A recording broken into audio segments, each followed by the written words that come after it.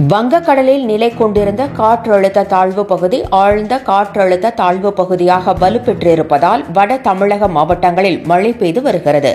குறிப்பாக சென்னை, திருவள்ளூர், காஞ்சிபுரம் ஆகிய மாவட்டங்களில் விட்டுவிட்டு மழை பெய்து வருகிறது. சென்னை நகரில் நேற்று காலை மழை பெய்ய தொடங்கியுள்ள நிலையில் விட்டுவிட்டு கனமழை பெய்து வருகிறது.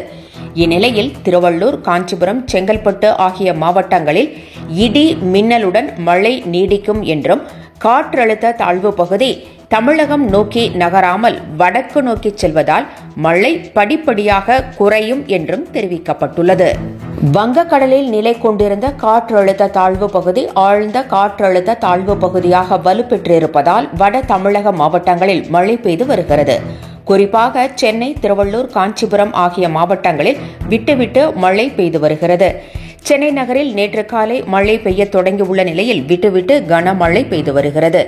இந்நிலையில் திருவள்ளூர், காஞ்சிபுரம், செங்கல்பட்டு ஆகிய மாவட்டங்களில் இடி மின்னலுடன் மழை நீடிக்கும் என்றும், காற்றழுத்த தாழ்வு பகுதி தமிழகம் நோக்கி நகராமல் வடக்கு நோக்கி செல்வதால் மழை படிப்படியாக குறையும் என்றும் தெரிவிக்கப்பட்டுள்ளது.